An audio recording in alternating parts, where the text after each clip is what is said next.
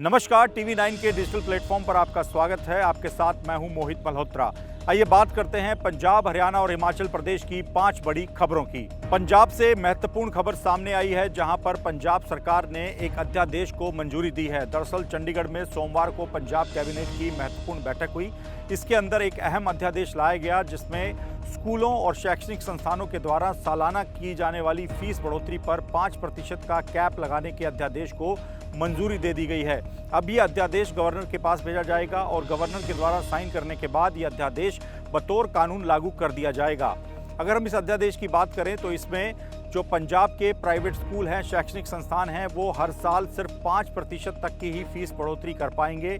अगर उनको ज़्यादा फीस बढ़ानी है तो उसका कोई ठोस कारण एक कमेटी के सामने पेश करना होगा।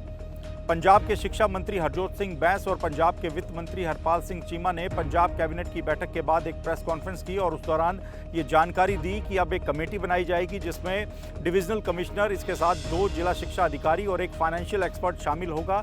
इस कमेटी के सामने स्कूल को रिप्रेजेंटेशन देना होगा कि वो आखिरकार किस आधार पर फीस बढ़ाना चाहते हैं और कितनी फीस बढ़ाना चाहते हैं।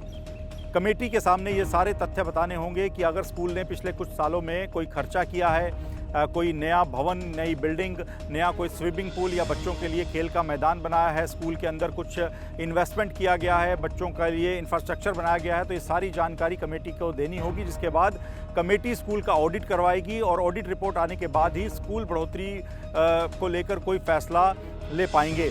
तो ये एक बड़ा फैसला है जो कि आम जनता से जुड़ा है और पंजाब सरकार का कहना है कि पंजाब एक ऐसा पहला राज्य होगा जहां पर इस तरह का कानून लाया जा रहा है, जिसमें प्राइवेट स्कूलों की जो मनमानी होती है उस पर लगाम लग सकेगी।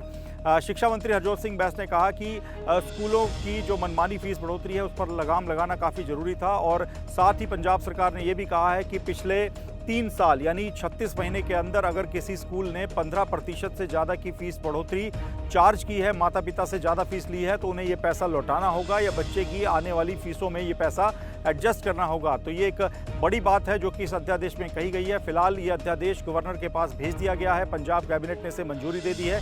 ये पूरा मामला तब शुरू हुआ था जब कुछ दिनों पहले पंजाब में एक स्कूल जाने वाली 12वीं क्लास की बच्ची ने सुसाइड कर लिया था। उसने अपने डाइंग डिक्लेरेशन में ये आरोप लगाया था कि स्कूल के द्वारा उस पर फीस लाने का दबाव बनाया जा रहा था, जिसकी वजह से वो परेशान थी और वो ये कदम उठा रही है। तो पंजाब के सीएम भगवंत मान का कहना है कि ये कैबिनेट की, पंजाब सरकार की, आम आदमी पार्टी की दूरगामी सोच है, जिसमें प्राइवेट स्कूलों पर नकेल लगाई जा रही है कि वो अपनी मनमानी फीस वसूली नहीं कर पाएंगे और माता पिता और बच्चों को राहत मिलेगी। फिलहाल ये अध्यादेश गवर्नर के पास भेज दिया गया है, कैबिनेट ने इसे मंजूरी दे दी है। अब जल्द ही ये कानून बन जाएगा, जिसके बाद पंजाब में स्कूलों की मनमानी फीस बढ़ोतरी पर रोक लग जाएगी। उत्तराखंड में हेमकुंड साहिब की पवित्र यात्रा जारी है और लगातार पंजाब से निहंग सिखों के साथ ही अन्य कई सिख श्रद्धालु और सिख जत्थेबंदियों से जुड़े श्रद्धालु इस यात्रा में शामिल होने के लिए पहुंच रहे हैं। लेकिन पिछले कुछ दिनों में पंजाब से गए निहंग सिखों और रुद्रप्रयाग के स्थानीय व्यापारियों के बीच लगातार टकराव और आपसी झड़प की खबरें सामने आ रही हैं। अब इसी मामले को लेकर पंजाब के सीएम भगवंत मान ने उत्तराखंड के सीएम पुष्कर सिंह धामी से फ़ोन पर बातचीत की है और पूरे विवाद को बातचीत के जरिए सुलझाने का निवेदन किया है।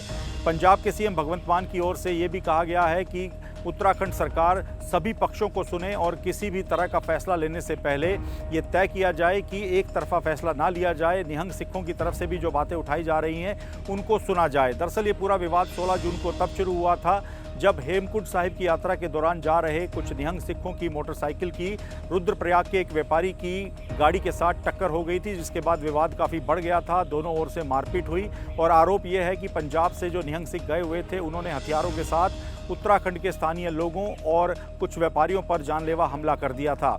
इसी घटना के बाद विवाद लगातार बढ़ता रहा और 2 दिन पहले ये भी खबर आई कि कुछ निहंग सिखों ने रुद्रप्रयाग के प्राचीन नक्सारू साहिब जो गुरुद्वारा है उस पर कब्जा कर लिया और उस गुरुद्वारे के मैनेजर को बंधक बना लिया। जो निहंग सिख हैं उनकी तरफ से कहा जा रहा था कि उत्तराखंड में जो ये गुरुद्वारा चलाया जा रहा है वहाँ पर सिख मर्यादा का उल्लंघन हो रहा था। जो मैनेजर थे वो कई तरह की ऐसी बातें कर रहे थे जो कि सिख धर्म के खिलाफ है, इसी वजह से उन्होंने गुरुद्वारे पर कब्जा कर लिया है। लेकिन इस गुरुद्वारे पर जो कब्जा हुआ है उसको हटाने के लिए भी लगातार जो रुद्रप्रयाग का स्थानीय पुलिस प्रशासन है वो प्रयास कर रहा है। रुद्रप्रयाग के डीसी और एसपी मौके पर हैं। निहंग सिखों को समझाया जा रहा है कि वो गुरुद्वारे को खाली कर दें, लेकिन इन घटनाओं के कारण ही लगातार उत्तराखंड में जो पंजाब के निहंग सिख जा रहे हैं उनका स्थानीय लोगों के साथ टकराव बढ़ता जा रहा है। अब इसी मुद्दे को लेकर पंजाब के सीएम भगवंत मान ने उत्तराखंड के सीएम पुष्कर सिंह धामी से बातचीत करके कोशिश की है कि इस मामले को बातचीत से सुलझाया जाए। इसके साथ ही मुख्यमंत्री भगवंत मान की ओर से उत्तराखंड में बसी जो पंजाबी मूल की सिख मूल की जनता है उससे अपील की गई है कि वो भी इस मामले के बीच में हस्तक्षेप करें, आपसी भाईचारा बनाए रखें और इस विवाद को सुलझाया जाए, क्योंकि हेमकुंड साहिब की यात्रा उत्तराखंड में हर साल होती है। पंजाब से काफ़ी बड़ी संख्या में सिख श्रद्धालु निहंग सिख इस यात्रा में शामिल होते हैं और आने वाले वर्षों में ये टकराव ना बढ़े, इसी के चलते पंजाब के सीएम भगवंत मान की ओर से प्रयास किया गया है कि उत्तराखंड सरकार के साथ बातचीत करके इस पूरे विवाद को बातचीत के जरिए सुलझाया जाए और आपसी टकराव जो लगातार बना हुआ है उसे खत्म किया जा सके। पंजाब में पिछले कुछ महीनों में हुए 35 एनकाउंटर्स के मामलों को लेकर Punjab state and Chandigarh human right commission के सामने एक शिकायत दर्ज कराई गई है और इन सभी एनकाउंटर्स की निष्पक्ष जांच करवाने की मांग की गई है।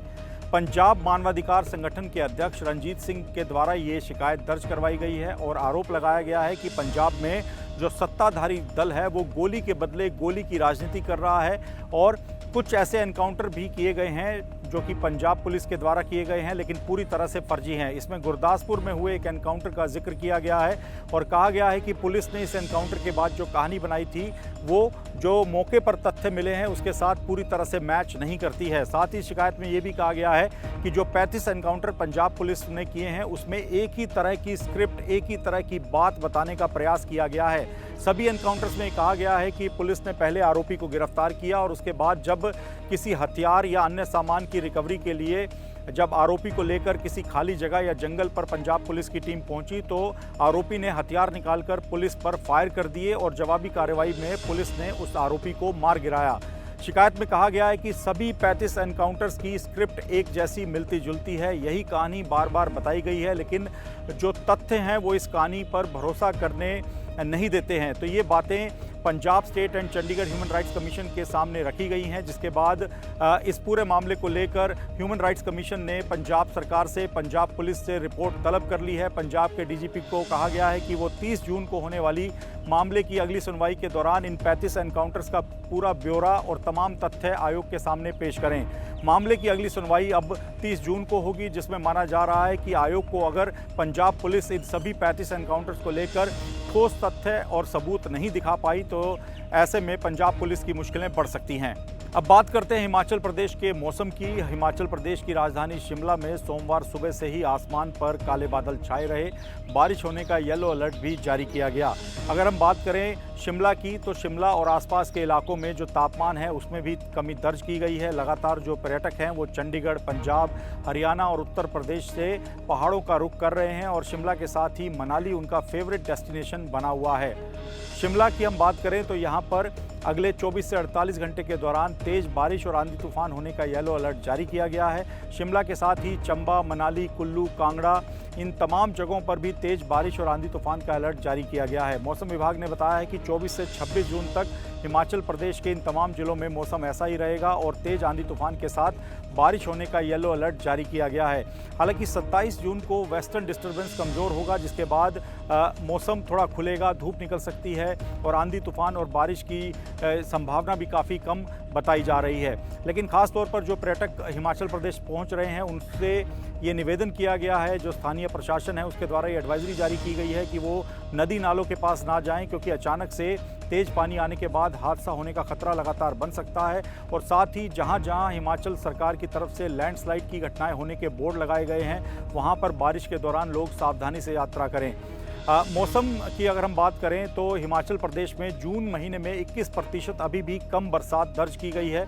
मौसम हालांकि खुशनुमा बना हुआ है, इसी वजह से लगातार जो पर्यटक हैं वो हिमाचल प्रदेश की पहाड़ियों का रुख कर रहे हैं।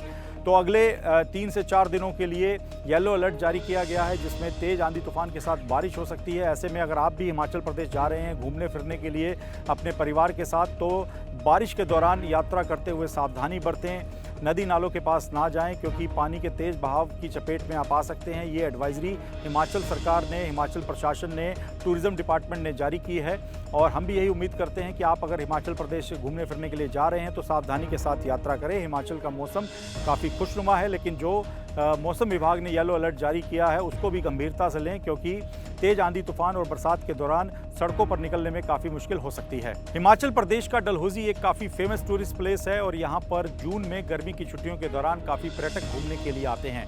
लेकिन जो पर्यटक यहाँ पर आते हैं उन्हें उम्मीद नहीं होती कि जून के इस महीने में उनको बर्फबारी देखने को मिलेगी, लेकिन इस बार कुछ ऐसा हुआ जिसने सभी को हैरान कर दिया।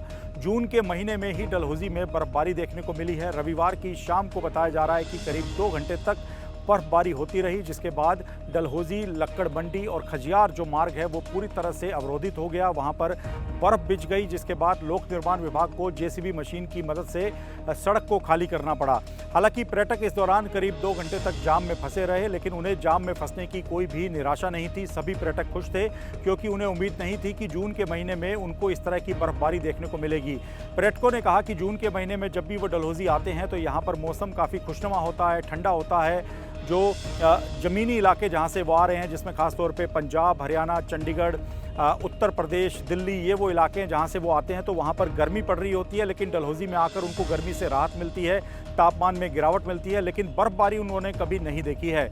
जो डलहौजी के स्थानीय नागरिक हैं उनके मुताबिक उन्होंने भी ऐसी तस्वीर अपने जीवन काल में नहीं देखी है जब जून के महीने में इस तरह की बर्फबारी होती हुई दिखाई दे। पर्यटकों ने लाइव बर्फबारी का आनंद लिया। पर्यटक काफ़ी खुश हैं कि डलहौजी में इस तरह से रविवार की शाम को उनको बर्फबारी देखने को मिली है।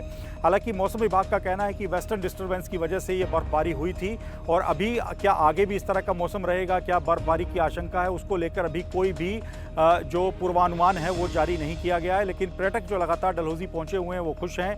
वो उम्मीद नहीं कर रहे थे कि उनको इस तरह से बर्फबारी देखने को मिलेगी। जैसा मैं आपको बता रहा था कि पिछले कुछ सालों की बात करें तो ऐसी तस्वीरें आमतौर पर डलहौजी में जून के महीने में सामने नहीं आती हैं। ठंड के दौरान क्रिसमस से लेकर न्यू ईयर तक का जो वक्त होता है, फरवरी का महीना की हम बात करें तो इस दौरान भी बर्फबारी डलहौजी में और ख़ासतौर पर खजियार में होती है, जिसे मिनी स्विट्ज़रलैंड भी कहा जाता है। लेकिन कई साल बाद, जैसा मैं आपको बता रहा था कि कई जो स्थानीय लोग हैं वो तो ये कहते हैं कि उन्होंने अपने जीवन काल में ऐसा नहीं देखा है कि जून के महीने में इस तरह की बर्फबारी हो। फिलहाल बर्फबारी की तस्वीरें हैरान करने वाली थी, लेकिन पर्यटक खुश हैं कि वो बर्फबारी देखकर अपने घर लौटेंगे। और इसी वजह से डलहौजी में जैसे ही ये खबर फैली कि बर्फबारी हुई है तो कई जगहों से, खासतौर पे पंजाब, हरियाणा, दिल्ली, ये वो इलाके हैं जहां से लगातार जो पर्यटक हैं वो अब डलहौजी का रुख करने लगे हैं। तो ये थी पंजाब, हरियाणा और हिमाचल प्रदेश की 5 बड़ी खबरें। देश और दुनिया की अन्य तमाम खबरों के लिए TV9 के डिजिटल प्लेटफॉर्म्स के साथ जुड़े रहें। नमस्कार।